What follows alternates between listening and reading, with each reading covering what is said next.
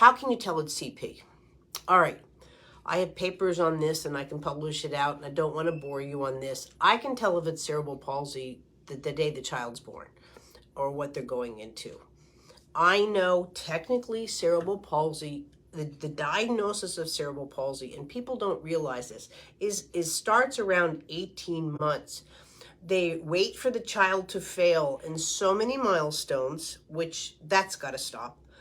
And so the parent's not getting the guidance, because in many cases too, you're not going to get services unless you have the diagnosis. And I'm not looking to diagnose. When I'm working with movement, I'm not here to diagnose a baby. That's not my purpose. So when I say I can tell the first of day one, yeah, not only can tell am I going into CP, but without intervention, some kind of therapy, or whatever you want to call it, modalities, movements, the child will start to is already organizing from the day of birth into cerebral palsy, or genetics. I can tell that too.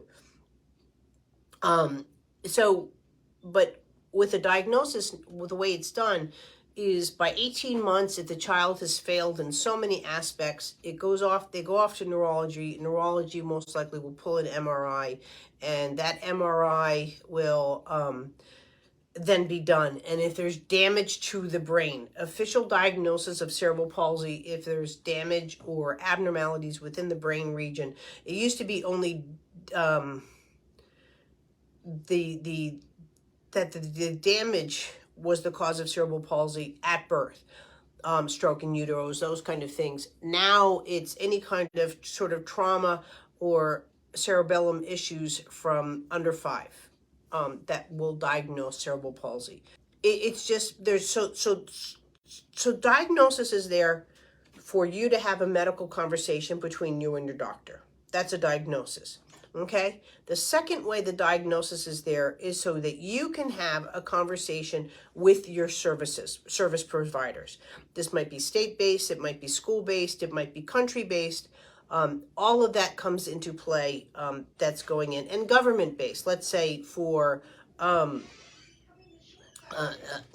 government-based, again, for services that way, right? Those all come into play with your child's services. So a lot of kiddos in most places and even around the world, they won't get any kind of services until you have the diagnosis. Your child can't handle the 18 months gap, right? So the second your child's born, especially if they've had trauma, or there's any concerns, every child should have this. Yes, you think that there's an APGAR score. There's a really interesting paper out of Norway showing in 2010 showing that 89.5% of their people having high APGAR scores also had cerebral palsy, right? So APGAR score is there for the nurse to talk to the doctor. That is not a diagnostic tool. I can tell you countless people that had high APGAR scores and are max assist cerebral palsy, right? So the easiest way to tell is your newborn movement assessment. And I don't care if you're 65, you can do the newborn movement assessment. It's probably the worst regret I did was call it newborn instead of the baby movement assessment or the child movement assessment, but it is what it is. You'll learn. So the newborn movement assessment is your first thing. If you don't have rotational responses within the categories that I present out, and again, this is a free course on my movementlesson.academy. You can also get the book from Amazon. So when you do your newborn movement assessment, another really easy way to tell, and it's going to sound so lame.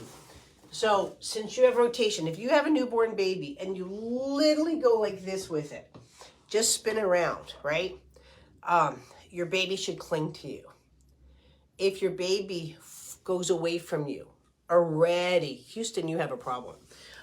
If your baby has issues with their first breath, I don't care if their breath gets stabilized and all that. If they have issues organizing that first, and those intercostal muscles don't snap into place, okay, any child has issues with opposing gravity and breath, and their organization of it will most likely have, I give it a 98%.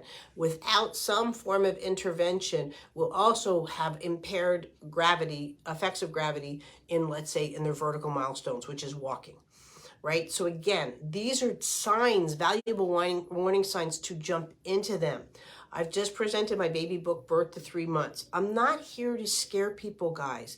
But I'm telling you right now, when my son got sick, nobody grabbed me by the flippin' collar and said, sweetheart, this is a lifetime experience you're about to have. I just thought he was sick, he was going to get better. My son was walking. I had no idea these things come into play. So guys, if you have concerns at all for your baby, just start offering them movement. It's the best gift you can give them. When you're sitting there and all that, and you can just be hanging out and watching, work on them. Just work on them. Start the movement. The diagnosis is necessary because in certain diagnoses, there can be health concerns. There can be epilepsy. There's so many things that can be going on with your child. You know, like, and even when my son, what they said, he's so autistic. My son was sick and he had autism. And forget the movements. He was legally blind. He couldn't walk. All of that's going to happen. So again, did I go through worst case scenario? You know, yes. But this is where I'm trying to learn from my life and offer it to you so it doesn't happen. So finding out if your child has cerebral palsy is very important, but at the same time, start today. If those words are coming out of your mouth, start today. If you have concerns, start today. There's movement and there's a diagnosis. Movement is what organizes the brain. The brain doesn't organize the movements. People don't understand that. Yes, if I had a stroke today, it's going to affect my movements. A baby does not come out of the womb saying, I want a cold one, Mom. All of that stuff. Did you know that all your developmental milestones are meant to happen before your baby starts talking? So that's what you need to start looking at. You're going to have a medical plan with your child that has genetics, cerebral palsy, whichever, and you're also going to have a movement plan. And it's just that continuity of movement. You improve that movement, right? And that's what you need to go after. Thanks. I get private messages all the time. I prefer that I don't. They go through the group. I can set up an appointment with you, but people send information, videos, and all that. I don't do reviews on my private messengers. First of all, if I'm going to give free advice, I feel everybody should learn from it. And so that's why I have the setting. And second of all, too, I understand that there's privacy issues and so forth. Facebook has this great feature now that you can actually post into the group anonymously. And when I ping you and so forth, you will get the message, but nobody will see who it is.